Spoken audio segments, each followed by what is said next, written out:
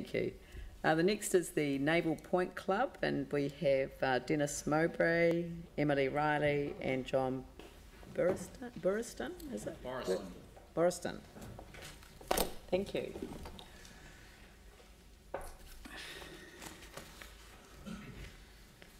Kia ora, ladies and gentlemen, Lady Mayor, Andrew. Thank you for giving us time today.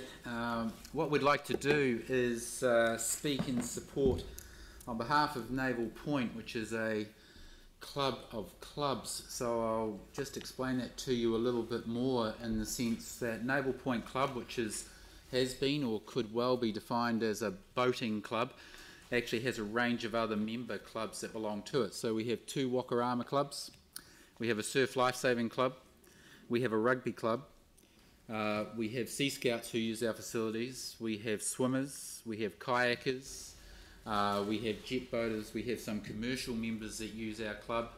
As well as that, obviously, we have a range of other people that have used our facilities, so the City Council, Community Hearings, the Harbour Board, ECAN, and a whole range of other community user groups use us on a regular basis. So when we talk about Naval Point, we're inclusive of not only the Littleton community and its larger range of users, but also the wider metropolitan area of Christchurch. So we're here today to talk and support Project 357, which is defined in the LTP not necessarily as development of the recreational boating space, but as the space at Naval Point and recreational environs around that. So we're here to talk about that and support it, and what I'd like to do is just take a few moments to talk to that and then open it up for questions in case you have any. So as mentioned, we are a club of clubs. We have been in one form or another in that space since 1905. We were there before Naval Point was reclaimed. And so we believe that we have a right to suggest that it's time some stuff was done in that area. It's been 18 years since the marina that was under development at Naval Point was smashed by a southern storm. Since that time, there has been nothing done, not a thing. And in fact, the water safety in that area has become worse by the fact that the navigation risks in that area, e.g. the piles that were left there from the marina, are still there to this day, and cause significant angst for boaties, kayakers, windsurfers and everybody else trying to exit the area.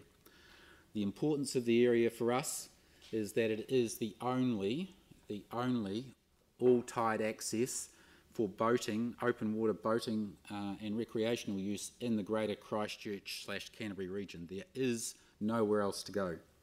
So if you want to boat outside of high tide anywhere, Littleton and Naval Point is the only place to do that. So it is not only important to boaties, it's a critical asset in the recreational infrastructure that makes up the greater Christchurch area. So the things that are important to us since the earthquake, so another 8 years on, as a club we're living within the exclusion zone around the cliff face, so there's a 60-metre exclusion zone, rockfall zone. Our building is currently in there. We can't move, we can't make plans, even though we are in the process of doing that. We can't make anything permanent because of the fact that we have nowhere to go. We have formed a joint venture or a trust with Canterbury Coast Guard to build a building. We estimate that when we finally do have a lease and somewhere to go, that we will be in the vicinity of $7 to $10 million spent in that space by the time we do all those other things. So as a partner with Council, we are looking to understand and get this Project 357 moving. And in fact, in option 3, you have another $11 million set aside for work at Naval Point.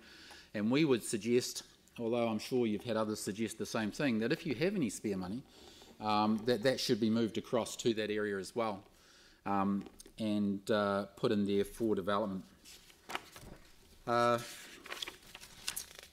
Excuse me.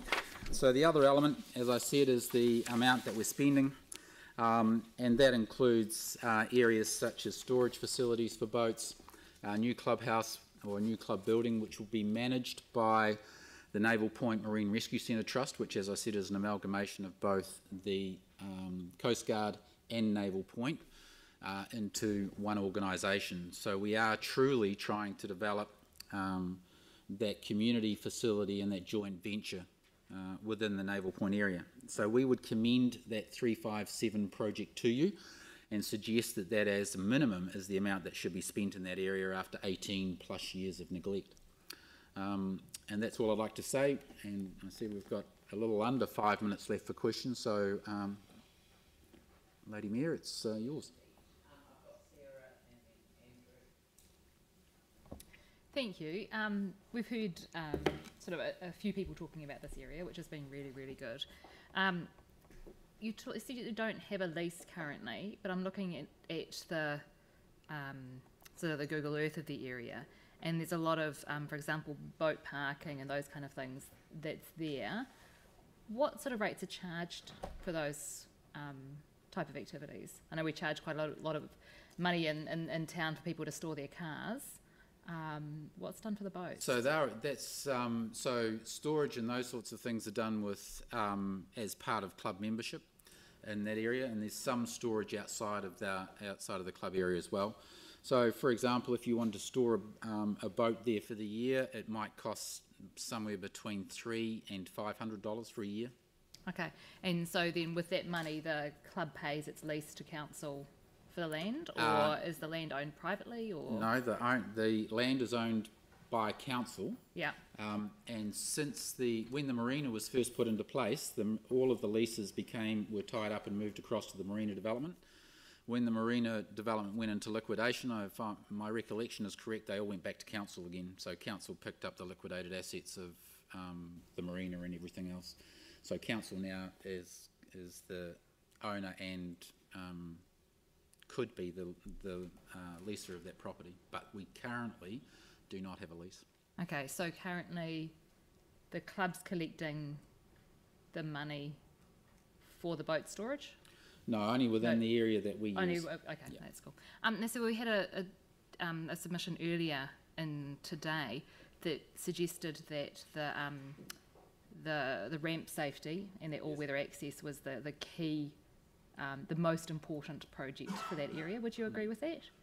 I would suggest, without wanting to get into other people's submissions, that if we are going to develop that area, that all of those suggestions should come in as part of the overall project rather than individually, because one part does not make a safe environment for boating, just as the earlier speakers speaking about cycling, one part doesn't make safe environments for cycling. So it's a collaborative and total effect rather than individual elements. So I would, I'm unsure who the presenter or the submission was, but I would suggest that it should come in as part of the overall project for the development of that area. Okay, and you also suggested that a lot of the development in that area could be self-funded? Well, and I think that goes back to the partnership element that we would like to talk about, and we recognise that funding is difficult, especially for recreational elements when you have rugby who don't want to pay anything but want a new stadium. Compared to us, I mean, we are able to self-fund to a large extent, and that would be through trusts and fundraising and those types of things. And so that's where a large part of the money that we will use for our building, etc., will come from. And then the combination of all of the clubs. So when you talk to a funder, for example, and you tell them that within the organisation you have rugby clubs, surf clubs, waka clubs, and then associated to that you have Coast Guard and all those other elements, it becomes attractive because of the fact that they see the greater community good rather than, you know, the local cricket club, for example, without wanting to put down cricket at all. That's right. Thank you, and good to see you this afternoon, Dennis, and good to have you here with the team. We received that earlier submission from James Ensor, in fact, this morning around boat safety and I guess what you might call spatial planning, parking, yes, and vehicle movements and so on. You'd be familiar with the content of that submission, I'm sure. But what you seem to have brought to us this afternoon is an opportunity for a partnership project with the club and Coast Guard. Correct. And what I'm hearing, reading between the lines, it's not called out clearly in the submission, is that what you'd want us to do would be to prioritise some, what you might broadly call security of tenure for the club and the Coast Guard, so that we could give effect to that partnership project. Are you suggesting that within the Naval Point plan, development plan, that the spatial planning element and some security of space for the club would be one of the key issues that we need to be looking at sooner rather than later? Absolutely. We can't, Coast Guard need a new home.